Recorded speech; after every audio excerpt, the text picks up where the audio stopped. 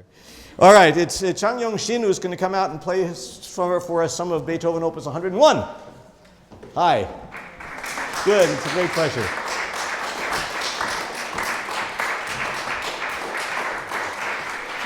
I've asked him to play the first three movements because if he does the four, we'll applaud him and it'll be time to go on to the next person. So I ask him to forgive me for that. We're not going to hear the glorious fugue with Beethoven's first low E in it. When he finally had a piano that could play below F, he'd been waiting for it for his whole life. And just in case you thought he was mistaken, he writes contra E.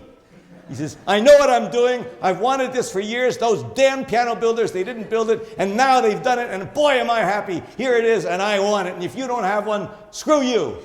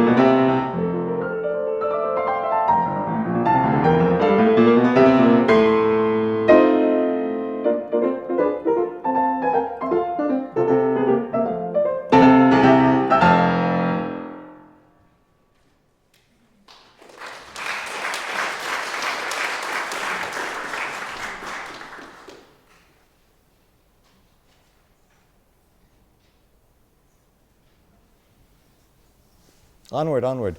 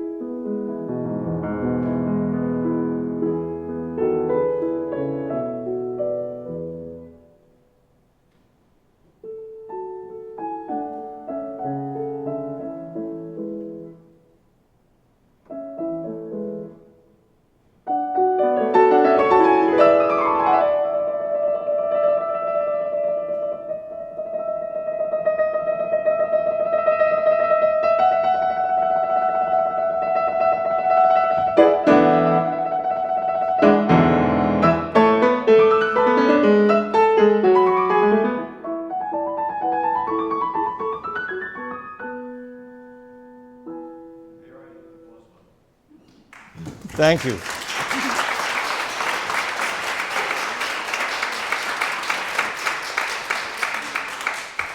And not because I wouldn't gladly hear the rest of it, because your playing is really splendid. It's great pleasure to hear you do all of this. What I'd like to do, Changyong, is to spend a few minutes talking about some very, very specific details of the march, and then go to the metaphysical part of this afternoon's presentation, which I think is a useful thing. I hope you will find it so as well. Coming back to the marschmäßig, three observations. One of them happens to be the subject of an article that I recently wrote, which bears the title, Beethoven's Trills, How to Begin Them, How to End Them. Seems like a fairly simple sort of question, but it's anything but simple. But I'm going to cut to the chase as far as the ends of them are concerned, and say that the statistical evidence of what I'm about to say is better than 90%.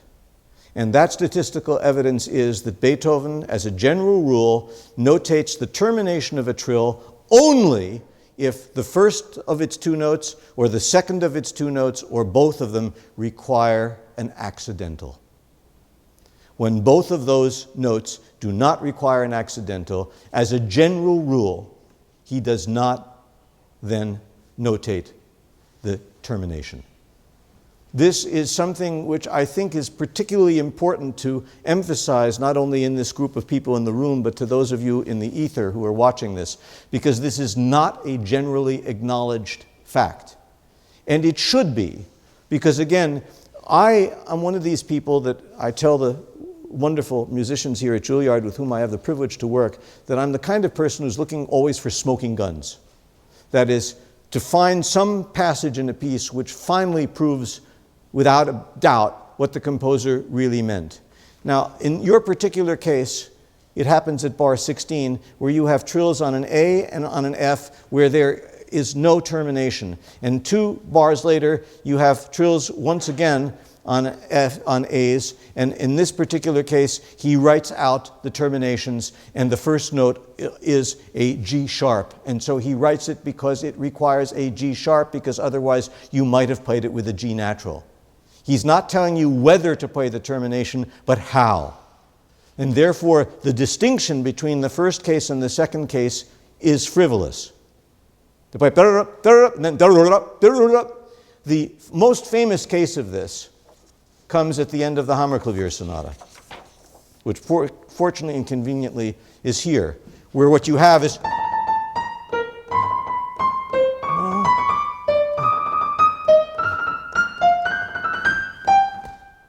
it so happens that the only afterbeats that are notated, the only ones of those Nachschläge, are the ones that require an accidental. I've heard musicians try to explain metaphysically why it's so important to play none, none, none, one, none, one.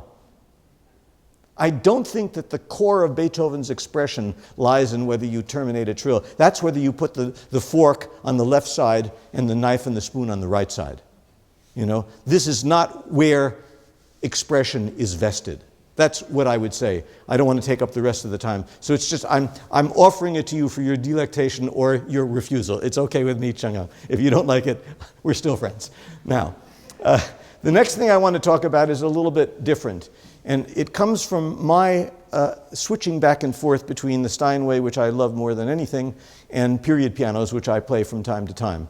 And when you start to work with period pianos, in particular with pedalings on period pianos, you understand why Beethoven often holds pedals for a very, very long time, which would be very muddy on a piano of today. And as it turns out, the release of the pedal, when you get to here, is not written in the manuscript. He does not say where to release the pedal. And I wonder, this whole passage, I think maybe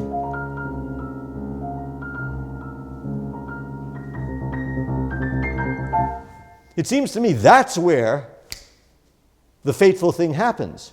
But if you're going to play,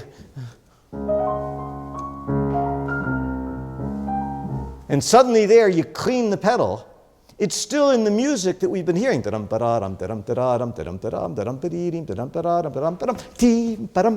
Suddenly it gets so excited and so vivacious. Now, obviously, if you're going to make that work, you're going to have to pull the pedal back just a little bit, because you don't want a lot of resonance. Want to try it? Go back, go back, go back. Yeah, exactly. Maybe actually just, somewhere, just to get into it. Yeah.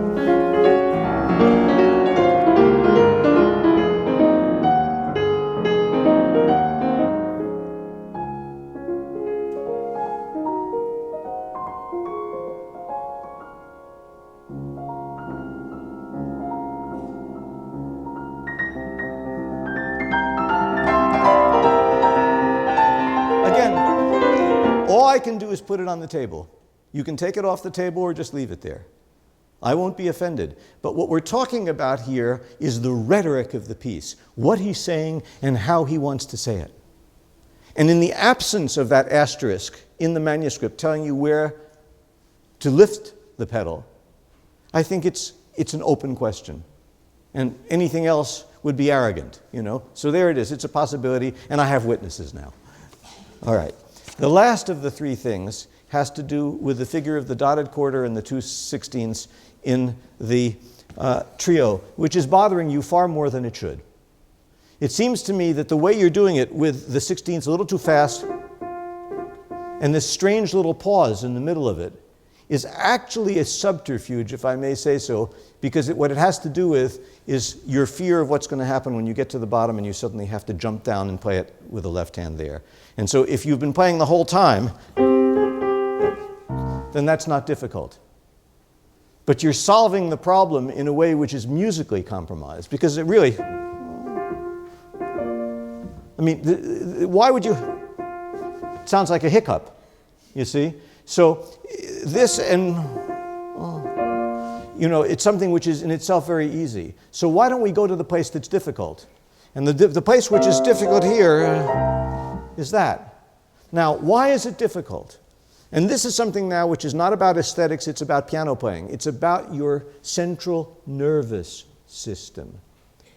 When your composer, Mr. Beethoven in this case, tells you to jump as he does here, such a distance downwards, and appears to give you no time to do it, you freeze, your heart rate goes up, your adrenaline shoots through the roof, and you're terrified. Well, I mean, any sane person would be terrified. Because what happens if you miss it? Schnabel would say, yeah, what does? There's a story I could tell you about that, but over a beer sometime. In any case, the trick is that in most of the cases where the composer is prescribing a sudden and really difficult and arbitrary skip, what your hand is doing immediately before that is absolutely next to nothing. You're playing in the same register the whole time. Bum, ba-da-dum, ba-da-dum, ba-da-dum, ba-da, bum. So guess what you're going to do? You're going to start playing ba, sol, la, sol, sol, la, sol, sol. And as soon as you've got your hands there and you started it, you're going to take your eye and move it straight down to there. And you're going to stare at that G, at that C down there. And then... And your body's going to say, hey, I can do that. Wow, cool. And now I will have saved you 20 hours of practicing, which I like to do. You could read a nice poem and have a cup of good Chinese tea. It would be much, much better for you. All right, now, let's get to the real matter at hand. Do you think this piece begins at the beginning? Do you? I mean, I understand. It says Sonata Opus 101, and the first thing you see is... But is that really the beginning of the piece? I mean, can you imagine? It's wintertime in Vienna, and the snowflakes are falling, and your carriage got stuck in a hole at one point, and so you're late to the evening. And as you pull up to the Palast Schwarzenberg on the ring, you can see the chandeliers with all of their candles glowing. And you ascend the magnificent staircase, and you're very apologetic because you're quite late. And, you gently open the door. And as you gently open the door, you realize that there is rapt silence in that huge room of the Palast Schwarzenberg. And everybody is listening to Ludwig van Beethoven, who is playing for them. And at the precise moment that you happen to open the door, you hear...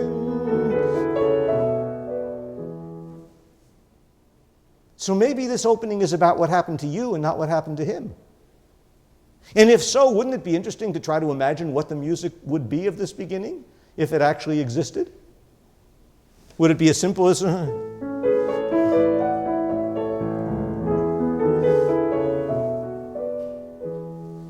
Maybe. But maybe the music went on for a little bit longer before that. But you see, you don't really have to play too many guessing games with that.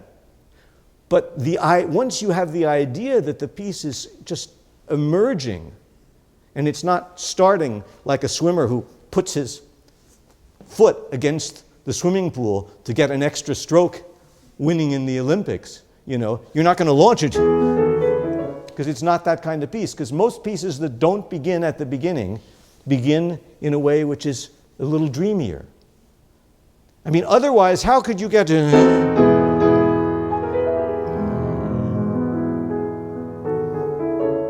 You say, there it is again.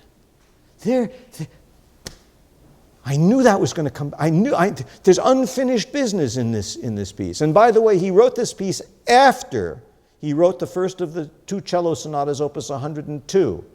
So the order of publication is this sonata and the cello sonatas. But the important thing to understand is that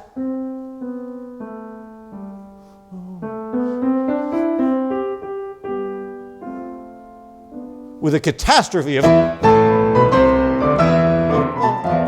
that, and then, and suddenly what do you get?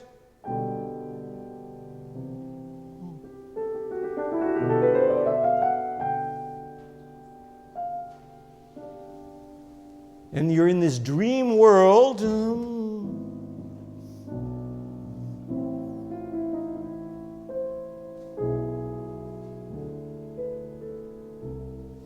Searching for something. And when you find it, it will turn out to be the most obvious thing you could ever imagine. Because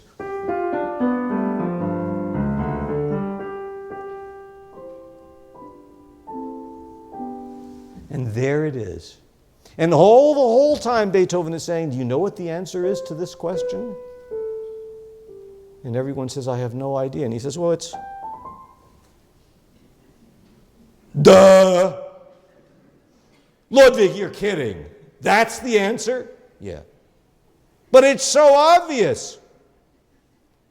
Yes, but you didn't guess it, did you? That's the thing about Beethoven, you see. So there is here a mystery which is unfolding in this opening. And you turn it and look at it and gaze at it. You contemplate it from this side. And then you try another direction. Let's try something else. And the whole thing is so flexible and so inscrutable and so mysterious that you have to keep on swirling and trying to find. And when suddenly you go past the sweetest smelling rose that you have ever encountered in any place in the world, and you're coming along here, and that's that perfume of this sound. You can't get enough of it. You try to walk away from it, and then there it is again. I mean, can Beethoven himself have imagined that he would be the person who wrote, and he's writing this? I mean, it's incomprehensible. It's an absolute miracle. All right, you play. Play a piece that has no beginning.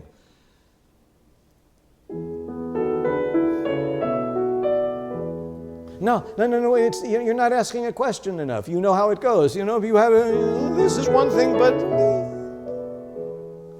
you know, it's very fragile. You have to be very careful. She's a young girl. She's never fallen in love. You're experienced. She's not so experienced. She tells you, be gentle to her.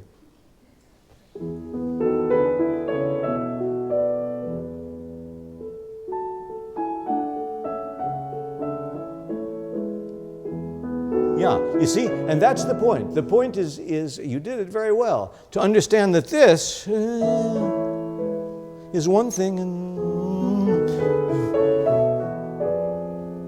is something else. And please don't ever play. You see, you have to know where the music is continuing and where the music is suddenly blowing from another direction, because this piece is so fragile. All right, onwards.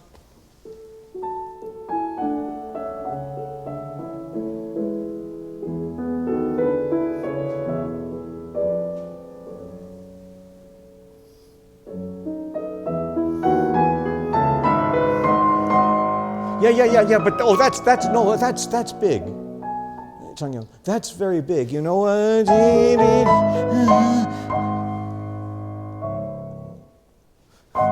No. Oh, you scared me for a minute. You've got to scare them for a minute. You know? Suddenly the music is very earnest because you know you're going to play.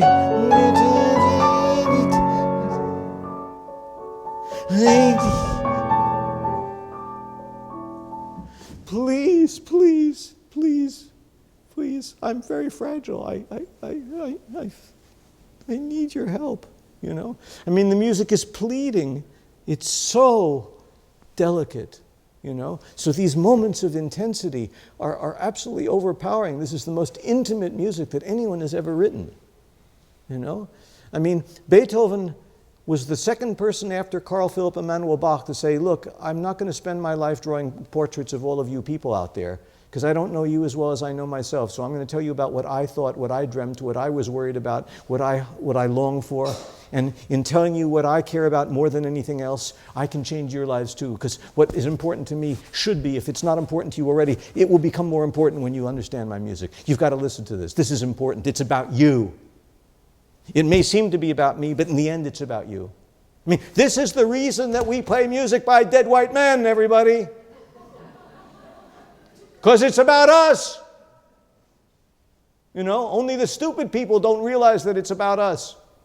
They think Mission Impossible #3 is more interesting than this Beethoven sonata. We've got to prove to them that they're wrong out of enlightened self-interest. They can't afford not to listen to this music.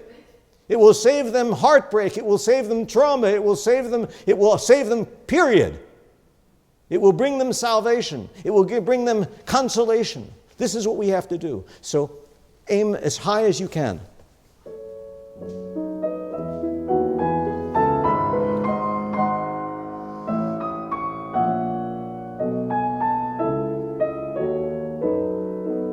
Yeah, so the whole time you're thinking, what is this going to be? It has to glow, that chord. So you practice for 15 minutes playing nothing but that chord. How much arm weight? How much finger pressure? How slow? How quickly? When does the pedal go down? All of those things. The French chef, he's got his herbs and spices and he's got his stock and all of that. And you've got your fingers and your arms and your brain and so on. You know, you're concocting something which is delicious just like him.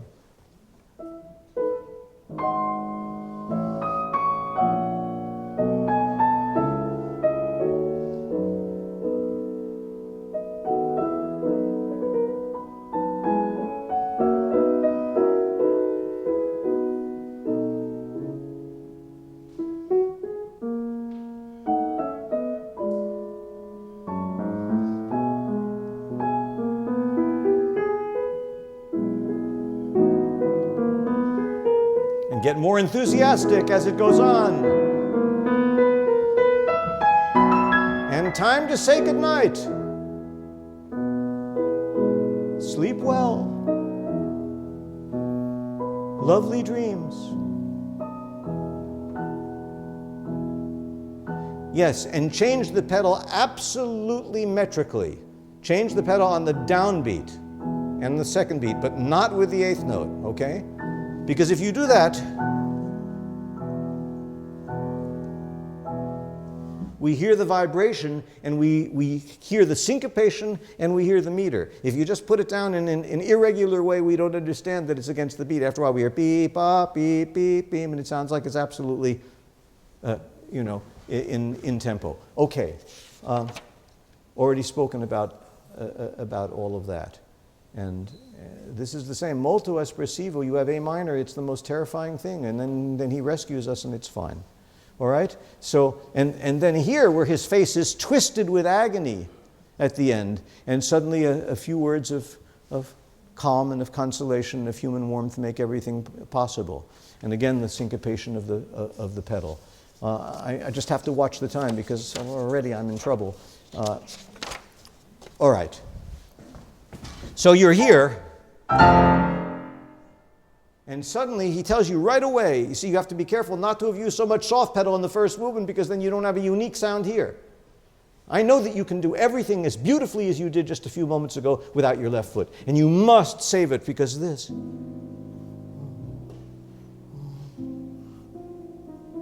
You know, you want to get the feeling that you've got 1 square millimeter of your fingertip which is touching the keys. It's not really so, but imagine it. And that tiny amount that's touching the key is what's producing this incredibly...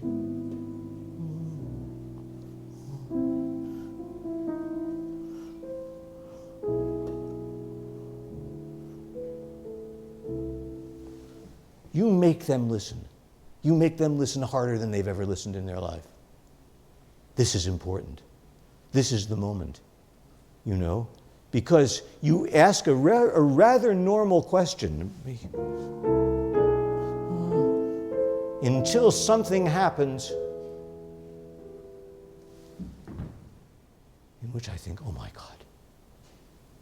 God, G natural. What does that mean?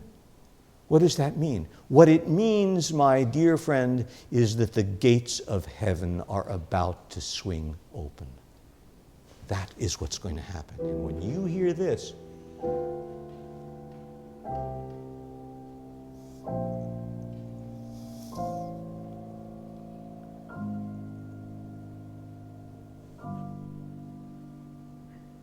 you think the ray has come down, it's going to be all right. And God tells us, fear not, for I am with thee. Be courageous. Start again. All right, I'll try again. I mean, there's never been music like this before. Never! You see, it's got to be that shattering. It's got to be that astounding. It's up to you.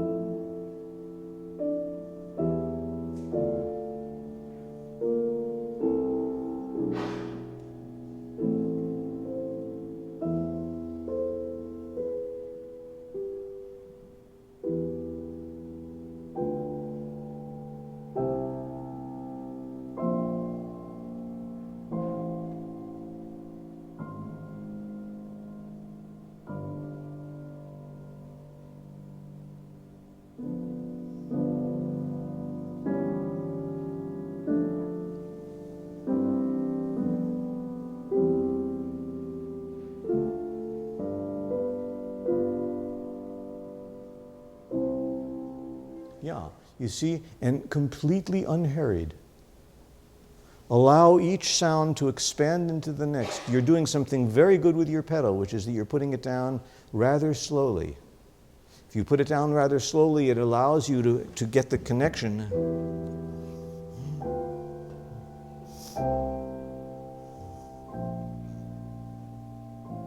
With a minimum amount of fade between the chords, so you get less accentuation on all of those. And it allows the jaw of the listener to drop and say, this is not like anything I've ever heard in my life, you know? And as happened in the first movement, you see, just the way you got this,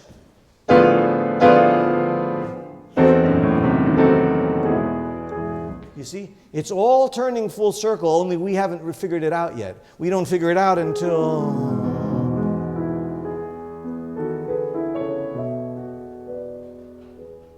you say, now has come the moment. Now it is there. And then we can go out and party. Except he has a little trick up his sleeve, that little nasty fugue. And it's low E, which has to be something for another time. Bravo.